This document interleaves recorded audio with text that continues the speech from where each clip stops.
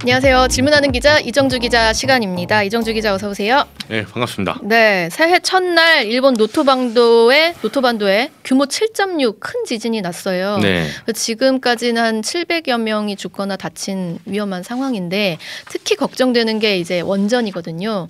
그 노토반도 인근에도 지금 원전이 있어서 크고 작은 사고가 났지 않습니까? 네. 이쯤 되면 이제 걱정되는 게 후쿠시마 원전은 이미 사고 난 원전인데 이번 지진의 영향권에서는 좀 어떻게 영향을 받았나 이건 궁금하거든요.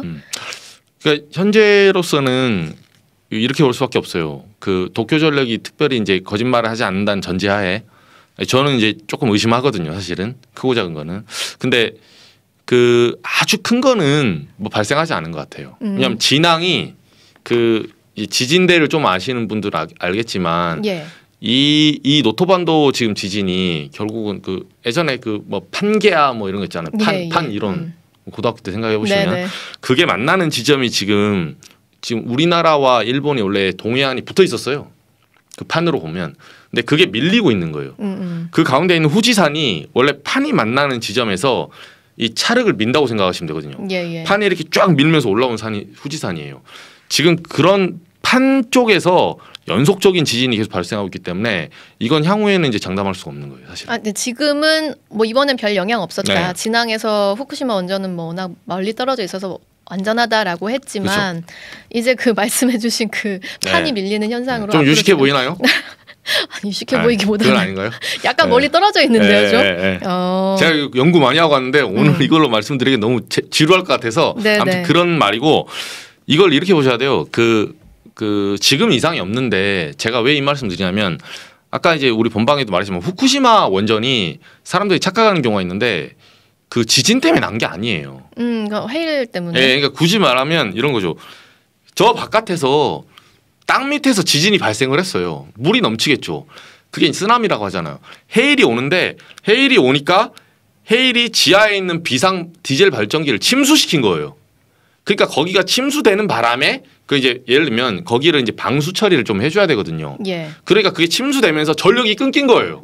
전력이 끊기니까 온도 3000도씨의 노심이 녹아내린 거죠. 그걸 계속 시켜줘야 되는데. 네, 이제 인간관계로 보면 하나, 둘, 셋, 네 칸 있잖아요. 시켜주지 않으면 터질 수도 있는 거잖아요. 콘크리트를 그렇죠? 뚫고 들어간다니까요. 3000도씨는. 우리 그 댓글에서 저는 별로 유식하다고 못 느꼈지만 HH 썬님은 유식해 보여요. 제가 전우진님도 차륵 멋있음. 이런 거 제가 지도를 좀 갖고 나와서 판게 좀 해드려야 되는데 아쉽네요. 근데 지금 오늘 이제 이 지진으로 인해서 후쿠시마 원전과는 무슨 연관이 있나 약간 떨어져 보일 수는 있는데 가지고 나오신 게 저도 좀 궁금하긴 하거든요. 여긴 이미 멈춘 원전이잖아요. 그럼에도 불구하고 오염수가 계속 쌓이고 있는.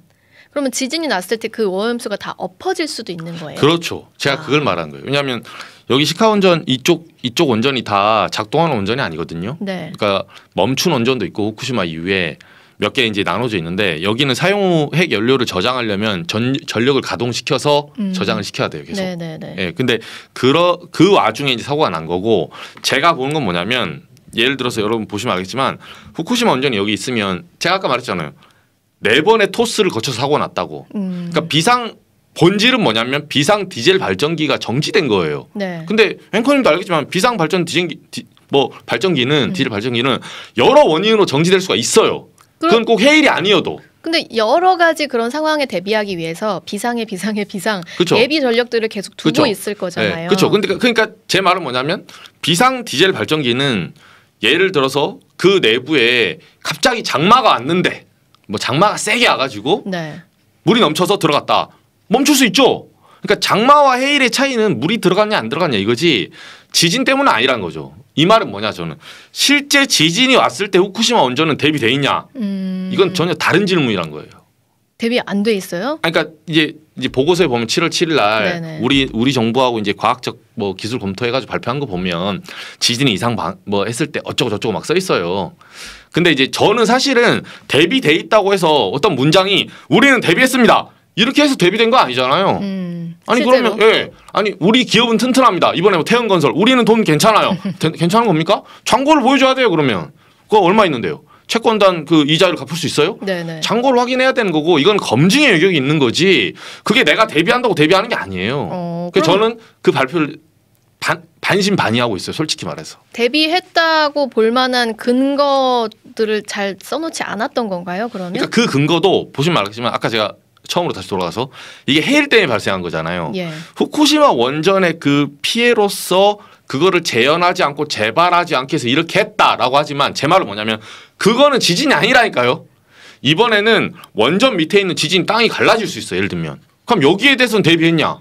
제 말은 그 말이죠. 그럼 원전이 존재하는 한 사실 모든 재난에 대비할 수는 없다는 거네요. 그렇죠. 그러니까 결국은 이거를 뭐 그 원전 안에 이제 땅이 갈라졌다. 솔직히 말해서 아까 말씀드린 후쿠시마 원전은 아까 4번의 토스를 거쳐서 결론적으로 말하면 바닷물이 들어와서 발전기 끈 거예요, 그냥. 네네. 근데 이 상황 가지고는 지진에 대비하는 훈련했다, 선례가 있다 이렇게 말할 수 없다는 거고 지진은 뭐냐면 사실은 우리 모두가 처음 겪어보는 거예요, 지금.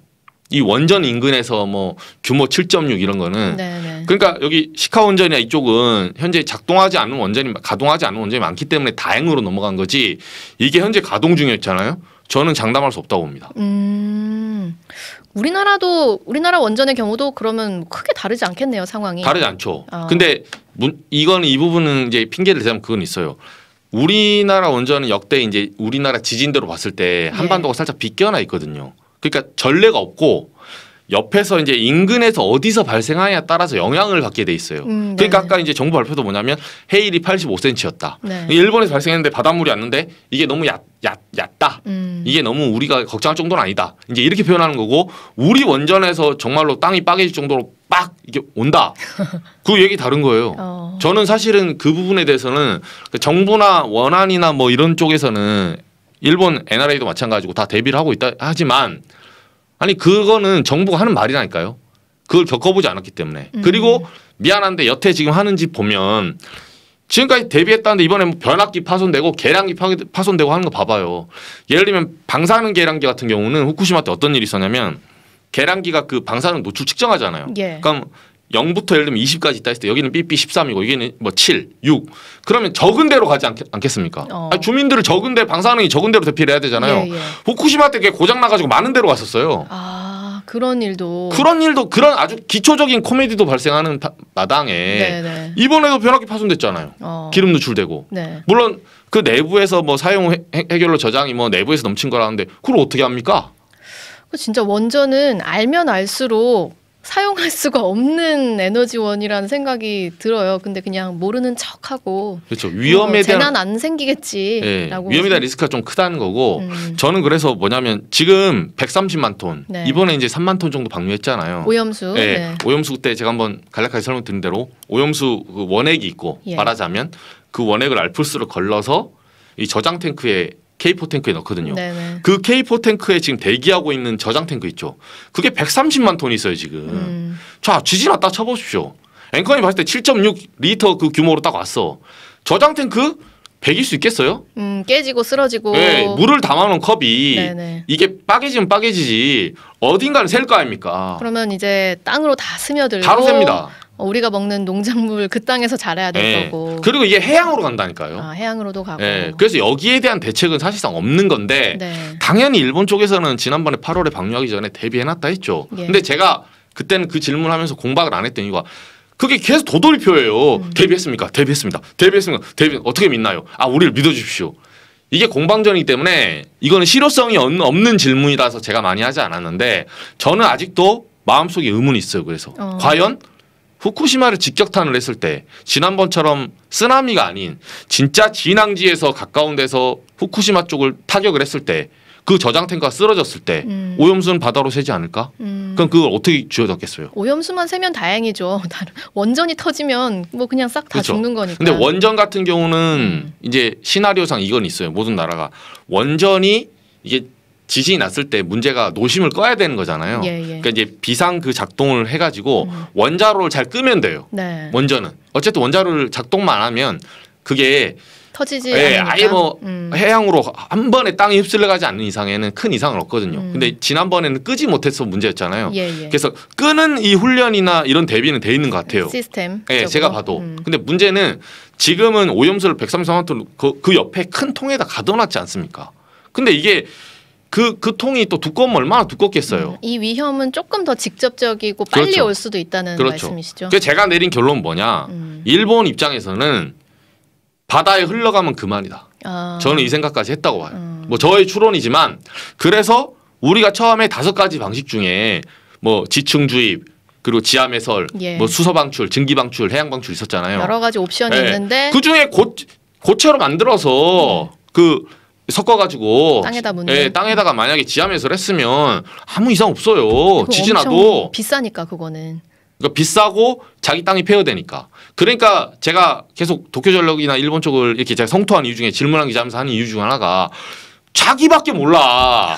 이런 이기적인 선택을 하니까 제가 분노하지 않습니까? 예. 아니 전 지구적이나 꼭 우리나라 떠나서도 전 지구와 전 인류 생각한다면 아니 지하 매설하면 되는 거예요. 근데 굳이 해양 매설 해가지고 해양방 해가지고 지금 이 위험을 우리가 상존하면서 살고 있는 거예요. 제가 이걸 지적하는 겁니다 지금. 위험이 있기 때문에 그래서 뭐 원전 에너지 안 쓸 거냐 뭐 이렇게 물어보실 수도 있는데 근데 알고 쓰는 거랑 모르고 쓰는 거랑 쓴다니까요. 다르니까. 쓰니까 지하 매설 하자니까요. 쓰고 지하 매설 합시다. 이거예요. 저는 쓰는 대가를 좀 더 비싸게 잘 당연하죠. 치르자. 원래 복요리 좋아하시죠? 복요리. 갑자기? 네. 복요리 이런 거 이런 거 하는 거 요리사들 셰프들 자격증까지 있지 않습니까? 그쵸. 이게 비싼 음식일수록 독이 있는 위험한 음식일수록 다루는데 비용이 많이 들어요. 오늘 비유는 좀 제대로 맞았던 것 같아요. 아 그래요? 냉동방으로 했어야 되는데 랭커님은 또 미소된장 좋아하시고. 네, 오늘 여기까지 짧게 해볼게요. 이정주 기자 고생했습니다. 다음 주에 뵙겠습니다.